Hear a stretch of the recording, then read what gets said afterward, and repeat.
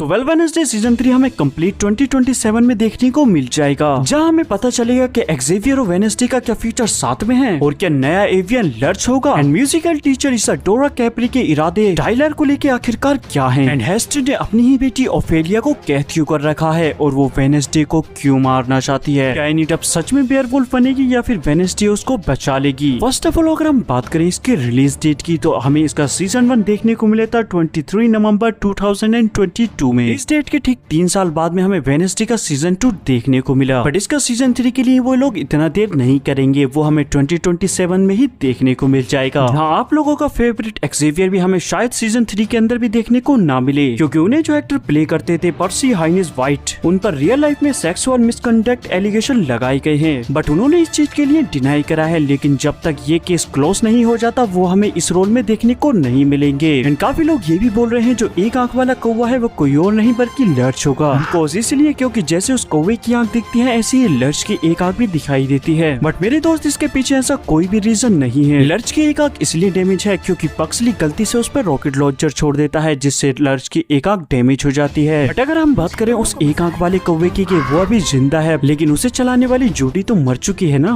यहाँ ऐसा होगा कि जूडी सिर्फ एक पॉन थी जो क्रो पावर का यूज करती थी, और क्योंकि स्लट का ज़ॉम्बी अपना बदला लेने के लिए जूडी को मार देता है। लेकिन सीजन 2 के एंड में हमें दिखाया गया कि क्रो अभी भी जिंदा है और वो अपनी मिशन पर एक्टिव है। जैसे ही अंकल फेस्टर वेडनेसडे नेवरमोर से निकलते हैं तो वो क्रो भी उनके पीछे उनका पीछा करने के लिए पहुंच जाता है। ये क्रो कोई नॉर्मल बर्ड नहीं, एक स्पेक्ट्रल फैमिलियर है जो सोल बाउंड होता है अपने मास्टर के साथ। तो अगर मास्टर मर जाए तो क्रो अपनी एनर्जी किसी नए होस्ट को ढूंढने में लगा देता है। मतलब क्रो अब किसी नए कैरेक्टर को चूज करेगा, शायद कोई जो ऑलरेडी नेवरमोर के अंदर है और जिसकी लॉयल्टी क्वेश्चनेबल है और जो वेडनेसडे के खिलाफ हो। यहाँ वेडनेसडे के लिए एक नया विलन तो कंफर्म हो जाता है, उस क्रो का नया होस्ट जो भी होगा, बट वो कोई ऑलरेडी हमने जिन्हें देख रखा है वो कैरेक्टर नहीं होंगे। ये सीजन 3 के लिए बिल्कुल ही नया कैरेक्टर होगा। और क्योंकि ओफेलिया भी विलो हिल में टाइम बिता चुकी है तो इससे कंफर्म हो जाता है कि वो कोई और नहीं बल्कि कोई ऐसा ही शख्स होगा जो ओफेलिया के साथ मिलकर वेडनेसडे को हराने में मदद करेगा। लेकिन हम यहाँ पे ओफेलिया के बाद में करेंगे, पहले हम बात कर लेते हैं टाइलर की। सीजन 2 के एंड में हमने देखा था कि टाइलर अपनी मॉम को खो देता है और कहीं न कहीं उसका रीजन वो खुद ही था, जिसके बाद में वो अपने मॉम एंड डैड के ग्रेवयार्ड पर जाता है। बट तभी वहाँ पर एंट्री होती है म्यूजिकल टीचर इसाडोरा कैप्री की। वो टाइलर को मैनिपुलेट करने की कोशिश करती है, लेकिन टाइलर बोल देता है कि मैं अब माँ और मास्टर दोनों से ही उब चुका हूँ। जिसके बाद में इसाडोरा बताती है कि उसे भी मास्टर बनने का कोई शौक नहीं, बल्कि वो तो उसे एक पेप में हिस्सा दिलवाने वाली है जहाँ टाइलर को मास्टर की जरूरत नहीं होगी। और वो ये सब कुछ इसीलिए कर रही है क्योंकि उसके फादर भी एक हाइड थे। यहाँ बेसिकली सीजन 3 में हमें ये देखने को मिलेगा कि पहले सारे हाइड एक साथ ही नेवरमोर में रहा करते थे, बट क्योंकि वो काफी ज्यादा अनकंट्रोलेबल और अनडिसिप्लिन थे, सारे ही हाइड्स को नेवरमोर से निकाल दिया गया था। और नेवरमोर से निकलने का मतलब साफ है कि तुम्हें आउटस्कर्ट से भी निकाल दिया गया। तो इसाडोरा जो टाइलर को लेके जा रही है वो कोई और जगह नहीं, वही है जहाँ पे सारे हाइड ऑलरेडी रहते हैं। क्योंकि जब हाइड को आउटकास्ट और नेवरमोर से निकाल दिया गया था तो सारे लोग उनका शिकार करने लगे और उन्हें मारने लगे, इसीलिए उन्होंने कहीं दूर जाके अपने आप को बसा लिया। और टाइलर भी जाने के लिए इसलिए रेडी हो जाता है क्योंकि उसकी अब वेडनेसडे से कोई भी दुश्मनी नहीं रही। यहाँ आप अगर इस चीज को लेके कंफ्यूज है तो मैं क्लियर कर देता हूँ, क्योंकि जब आइजैक वेडनेसडे को दफनाता है तब टाइलर के फेस पे हमें साफ दिखाई देता है कि वो आज भी वेडनेसडे से कहीं न कहीं प्यार करता है। और जब टाइलर को आइजैक पूरी तरीके से बांध के उसकी पावर्स को छीनने लगता है तब वेडनेसडे उसे मारती नहीं बल्कि वहाँ से आजाद कर देती है। उसके बाद में वो हाइड में कन्वर्ट होता है, पर वो वेडनेसडे के पीछे नहीं जाता, वो हमला करता है सीधा अपने मामा आइजैक पर। तो इसीलिए वेडनेसडे और टाइलर के बीच में जो भी मनमुटाव था वो अब पूरी तरीके से खत्म हो चुका है। और सीजन 3 के अंदर हमें टाइलर एज अ विलन नहीं देखने को मिलेगा। लेकिन इसाडोरा जहाँ पे टाइलर को लेकर जाना चाहती है वो कोई आम जगह नहीं होगी, बल्कि ये वो जगह होगी जहाँ पे काफी सारे हाइड रहते होंगे। क्योंकि हमने देखा है हाइड के लिए अब आउटकास्ट समाज में भी कोई जगह नहीं है, बट वेडनेसडे के लिए वो काना कौवा या फिर एनिट को बचाना है या इसाडोरा कैप्री यही विलन नहीं होंगे, बल्कि इस बार परिवार के 2 सदस्य आपस में जंग करेंगे। यानी कि आंट ओफेलिया वेडनेसडे को हराने या फिर मारने के लिए उनके पीछे आएगी। फर्स्ट ऑफ ऑल हम बात कर लेते हैं ओफेलिया के बारे में। ओफेलिया मोर्टिशिया एडम की छोटी बहन है जो हूबहू उसी की तरह दिखाई देती है, लेकिन उसकी पावर्स हैं साइकिक जैसे कि वेडनेसडे के पास हैं। और वेडनेसडे की फैमिली में एक प्रोफेसी चलती आ रही है, खून से जन्मी एक बेटी पूरी फैमिली को खत्म कर देगी। एंड ये प्रोफेसी सबसे पहले ओफेलिया से जुड़ी हुई थी। अब क्योंकि ओफेलिया बचपन से ही फैमिली की सबसे पावरफुल साइकिक थी, इसीलिए उसने अपनी पावर के हेल्प हेल्प से काफी सारी नॉलेज गेन कर ली थी। अब क्योंकि वो देख सकती थी जो कोई और भी नहीं देख सकता। यही से हमें पता चलता है कि वेडनेसडे सीजन 3 के अंदर हमें साइकी की पूरी इन्फॉर्मेशन दी जाएगी, यानी कि वेडनेसडे और आंट ओफेलिया की पावर कितने लेवल पर एक्सट्रीम जा सकती है और आखिरकार साइकी पावर को यूज करने वाला आदमी इतना ज्यादा पावरफुल क्यों होता है। वैसे भी वेडनेसडे को जो मोर्टिशिया ने बुक दी थी, अगर उस पर हम अच्छे से गौर करें, उससे ही हमें क्लियर पता चल जाता है कि आंट ओफेलिया को पहले से ही वेडनेसडे और उसके ब्लैक टीयर्स के बारे में पता था।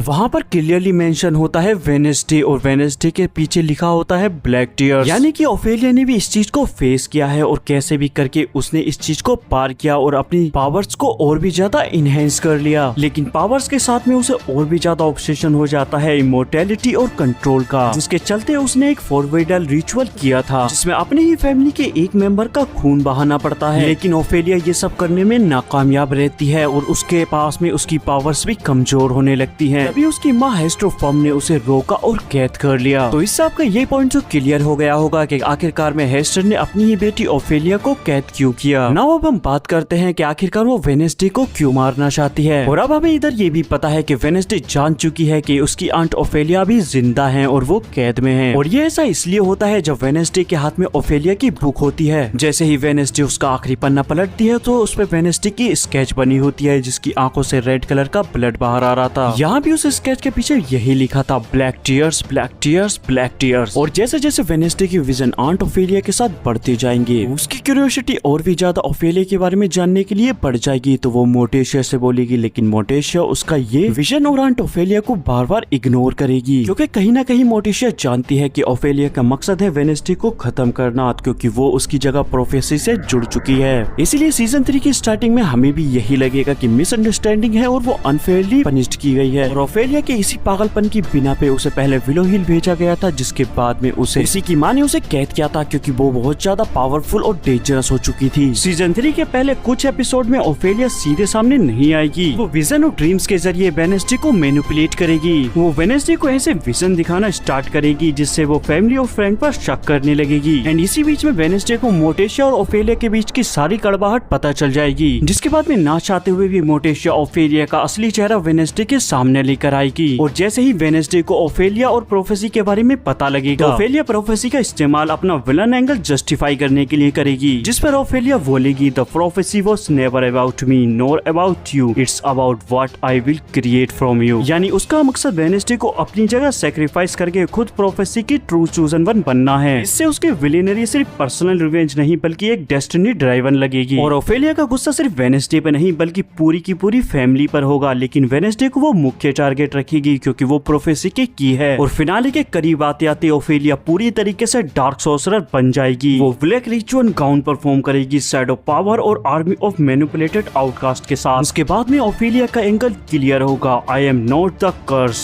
आई am the curse of this family. And क्योंकि ये वीडियो काफी ज्यादा लंबी हो गई है और अभी हमें काफी सारी चीजों के बारे में और भी बात करनी थी, तो उसको हम इसके नेक्स्ट पार्ट में कवर अप कर लेंगे। बट उसके लिए आप लोगों को चैनल को सब्सक्राइब करके मुझे सपोर्ट करना होगा ताकि मैं ऐसी वीडियो और भी बना सकूं। Thanks for watching my video.